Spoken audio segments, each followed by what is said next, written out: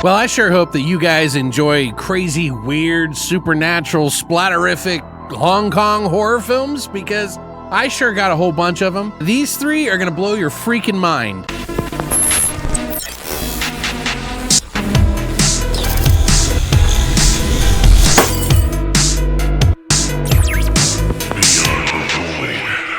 What's up, guys, and welcome back to Beyond the Void. My name is Alex, and today we're going to be diving into three films of a collection by Imprint called Shaw SHOCK, Shaw Brothers Horror Collection, Volume Number 1.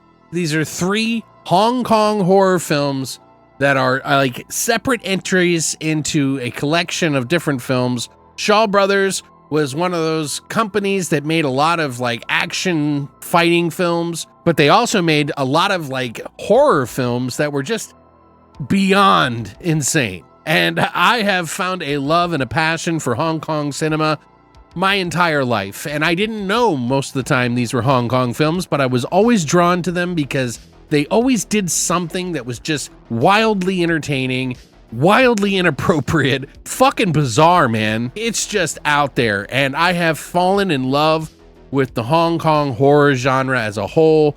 I love Hong Kong cinema in action and drama. I love a lot of it. It's just something that I really have a passion for. So if you like Hong Kong films, you're in the right place, let me tell you. But I like to seek all over the world to find the weirdest, wildest, craziest stuff.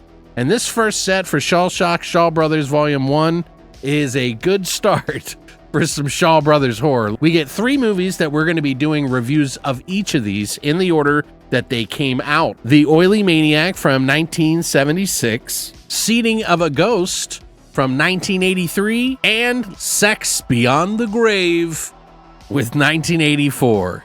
Each of these has a little bit of something to Hong Kong that is just insane. Now, I do want to be upfront with you. A lot of this cinema, these style of movies are revenge films, and they do have highly sexualized situations that attack women. They're not overly gratuitous. They're used as sort of a plot device, but also, you know, these are exploitation films. So they're really trying to push the boundaries so that they can sell to a market to get people's attention. But they definitely push some boundaries in there. If you've ever heard of Cat 3, you know, Category 3 Hong Kong horror, well, that's a labeling system that they did to let you know just how bad the movies can get. Kind of like, you know, rated R, rated PG-13 and PG. This is Category 3. Some of these kind of fall into that category. But anyway, I want to share with you about Part 1, and also Imprint sent me out Volume 2 to review, and I just recently picked up Shaw Scares Volume 1 from Vinegar Syndrome, which has Sex Beyond the Grave.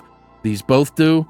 And I will be comparing these so that you can kind of get an idea of what to expect in both box sets in case you're deciding over one or the other. Personally, I think they're both worth getting it because both have their offerings. And there are some differences. We'll talk about them. Let's talk about one of the first films, and that is Oily Maniac.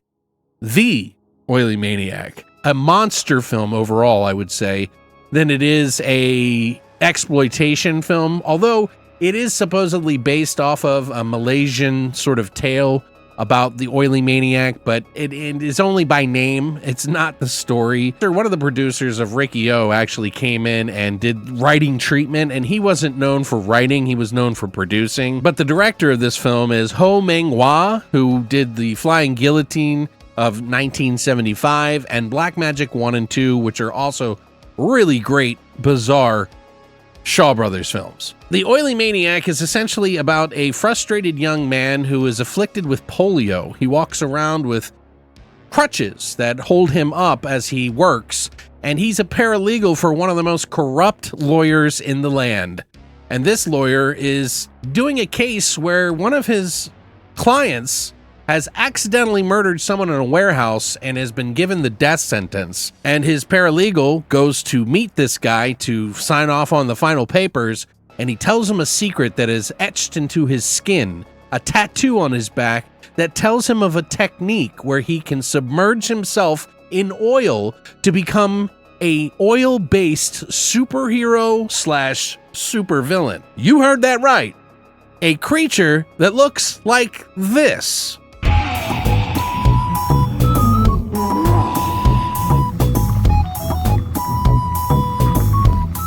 with glowing fucking eyes, batshit insane. Like, this movie is just, I mean, look at the guy on the front. I'll show you the back, so if anybody wants to see the extras as well. It's a bloody, wrenching, creepy affair. The Oily Maniac! This has a lot of DNA of a lot of previous films that have come out. It has that monster thing from like the 50s and 60s, but it also has a little bit of element of sort of that rape revenge tale that they used to do a lot more. And, you know, they say that it happened a lot more back in the day, and they kind of continued that tradition for many years into the 80s. Mostly it's just this guy going around who's in love with this girl. The girl that he's in love with is already in love with some other guy, and that guy is an absolute piece of shit. And he decides that he's going to use her, abuse her, and then that guy happens to see it and wants to basically exact revenge on everybody that's ever done him or any of his friends wrong by jumping into a vat of oil whenever he's nearby and then becoming this creature who gets pretty crazy with a lot of people. He'll throw them all over the place. He'll turn into a puddle on the floor and zoom around on the floor with these crazy visual effects, and then also appear on the floor, like pop up out of drains out of nowhere and just come out of the tub and start killing people. It is bananas. There's even a part in this movie where he's chopped up to bits, but it doesn't matter because he's the Oily Maniac, okay? But it is something. It is a sight to be seen, and I don't think there's quite anything like it. So I did enjoy this one. It's not as gratuitous as all that. I thought it was actually pretty tame for the most part. But yes, they do show tops and stuff like that in there. Now, up next, we got Seeding of a Ghost from 1983. And my God, this has to be one of the most splatterific films in the Shaw Brothers catalog, because this gets to Thing levels of proportion by the end of the movie. And it is uncomfortable. It is unsettling. It has an atmosphere to it. Probably one of the better soundtracks out of the three of these, and it just does things that you will have never seen. Digging up bodies, bodies having babies, babies from dead. It's crazy. This one is much more of a supernatural, undead rape revenge film. Here's the back of Seeding of a Ghost, by the way. This is by director Yang Chuang, who was also known as Richard Young, who did the movie called Hell Has No Boundary, which is also kind of like a Category 3 Hong Kong film, which I have not seen, but I have heard it's kind of unsavory. Now, as far as Seeding of a Ghost is concerned, what happens is this cab driver is driving down the road one night and he accidentally runs into a black magic sorcerer who he thinks he kills, but he can't be killed. He's a black magic sorcerer. The black magic sorcerer says, hey, you know what? You probably shouldn't have hit me because that's bad luck. And, you know, I can't help you there, but just be on the lookout in case things go wrong in your life. Well, that cab driver has a girlfriend or wife that he lives with, and she's cheating on him. It comes out that she wants to leave him at some point in time, but she gets in a fight with her fling, who doesn't want to be with her, and two guys take advantage of her in a mansion in the middle of nowhere. He gets a radio call over his cab that's from a ghost trying to help him, saying, hey, you should go to this mansion, your wife's there. He shows up to the mansion and she has been murdered, and he has to figure out what happened to her. In the process of doing that, he gets hurt. There's a bunch of stuff that happens to him, and he asks the help of this sorcerer to go and basically find everybody that wronged her the night of her death, anybody that upset her, and including him. So this thing gets way out of control. And the sorcerer tells him, hey, you know, this could go wrong if you mess around with black magic and revenge, because it could come back to kill you. And boy, does it.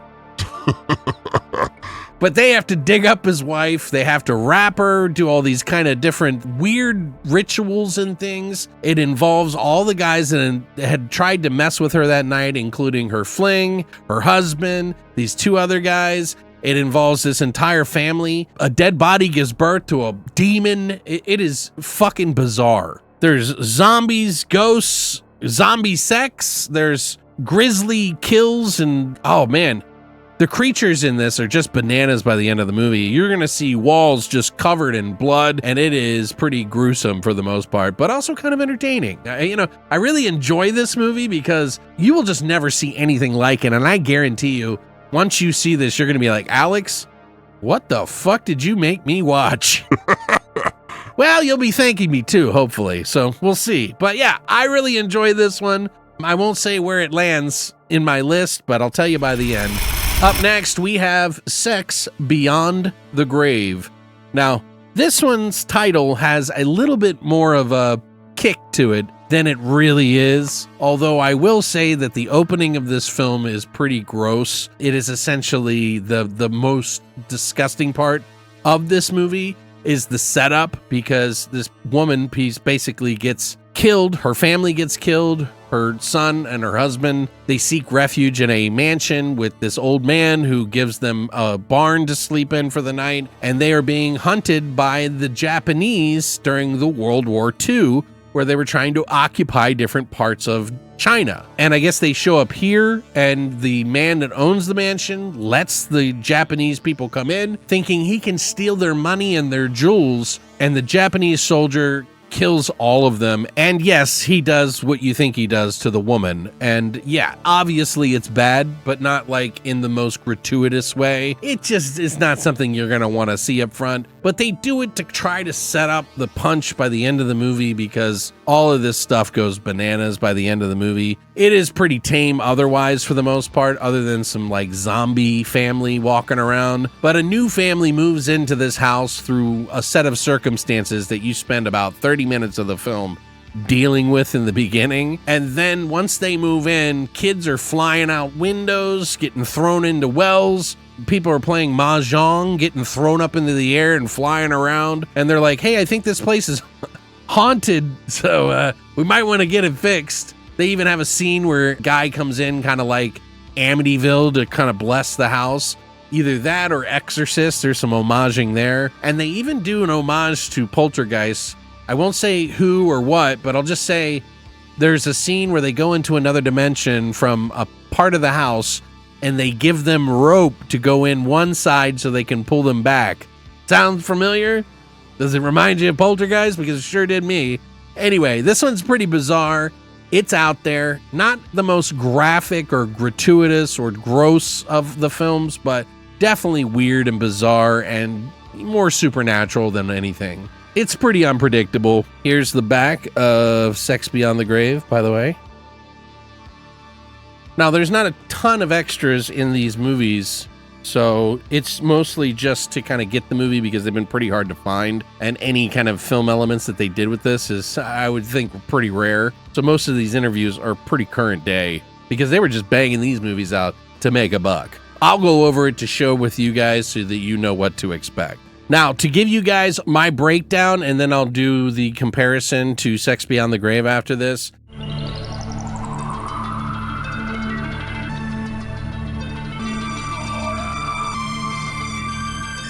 I will say which ones are my favorite, which ones are the more craziest, I would say. The crazier they are, the more I like it. But go figure. My favorite one out of all of these would be Seeding of a Ghost. This one is just splatterific, wild bananas by the end of the movie. It really pays off, and it gets weirder and weirder as you watch this movie go on. Just hang in there. Trust me, it is going to go places. Like I said, it has The Thing kind of vibes in it, even though, I think The Thing may have come out around the same time. I would say Oily Maniac is probably the more monsterific, not really gory or anything, but it's just more fun to watch, I think. And then the Sex Beyond the Grave is probably my last, not least. It's a good movie, but it's mostly tame. Other than the intro, which is just kind of feels a little distasteful to watch. Really isn't that bad of a movie overall. Like I said, it kind of reminds me of Poltergeist. And speaking of Sex Beyond the Grave, how does it compare to the other Sex Beyond the Grave from the Shaw Scares Volume 1? Well, I did a little bit of a comparison to it to see how it looked. Apparently, the Vinegar Syndrome one says it's a brand new restoration that they did from the camera negative. I couldn't really find too much information about that, but I'm assuming it's the one that Fortune Star did for their Blu-ray. So they probably Imprint got it from Fortune Star. But I did notice that the two things between them, other than some of the different, extras. So you have Sex Beyond the Grave extras here, which has an audio commentary by author translator Dylan Chung from 2025. You got Grave Encounters, an academic, and author Victor from Sex Beyond the Grave 2025, original opening title sequence in 1080p. It doesn't say much more of than that. With this, you get a little bit extra. It's a newly scanned in 4K from its 35mm original negative, supposedly. Cantonese mono soundtrack with newly translated English subtitles, and a commentary track with film historian Sam Dagan, who seems to do a lot of these. Now, what I did to see the differences between the two, I took a snapshot of a similar scene in the movie to see how it compared, if there was anything different. And what I found was that they pretty much are very similar in quality, but the audio channels were a little bit different. The one from Imprint is actually 2-channel, and the one from Vinegar Syndrome is mono 1-channel. And that's all I could really find in the difference. There is some dark scenes in both of them, but they both pretty accurately look that way, so I couldn't really tell too much of a difference between the two. I'm not the guy that you go to for the scaling numbers and all that other stuff, so I'm just going by what I think, okay? But other than that, I think you're getting pretty much the same here. Maybe the audio in the Imprint version has a little bit more to it than the Vinegar Syndrome, but I think you'd be safe to say that both are really good. And if you like the film, you're probably going to buy both anyway. But that's just my 2 cents. That's just my thoughts on this whole thing. I personally really like the Shaw Shock Volume 1. I think it's a good starter for a lot of people who are trying to get, their feet wet in the Shaw Brothers thing, because Part 2 is a little bit deeper cut, which I think they're doing intentionally to kind of give you a different flavor. Like these ones are all revenge films, and then these ones I don't know just yet, but a lot of ghosts and stuff like this. These are from the 70s, so they started getting a little bit more riskier with Volume 1 than they did 2, but I haven't seen these yet, so we'll find out. And I'll get to the Shaw Scares Volume 1 as well, as there's some really good ones on there, I hear. Thank you, Plemke, for giving me the Volume 1 of Shaw Shock, Shaw Brothers. I really appreciate it. Imprint sent me Volume 2 because I'm going to be doing these, and this really helped. I really appreciate it. They do not sell the box set anymore, although you can find maybe some online for a little bit pricier, but they do have a slimmer version with all 3 discs in one case that you can get, and I'll show you right here that you can pick up. And I'll put a link down below. There'll be links attached to the video as well that do help out the channel if you want to help out. And if you ever are encouraged, like Plemke, to donate to the channel like he does to help this channel exist, there is an Amazon wish list down below, or you can write me personally and I'll figure it out. Thank you so much for coming by. I hope this has been a fun walk through crazy land with Hong Kong films, and I hope to encourage most of you to check these movies out, because these films are just absolutely insane, and I am still learning and watching as I go. I even get that Shawscope one back there, Volume 4 from Arrow, that we're going to be doing on top of all of these. So be on the lookout. I'll have a playlist for all the Hong Kong horror and Hong Kong movies down below, so if you ever want to check it out, you'll have a list. But thanks for coming by, and as always, long live the void.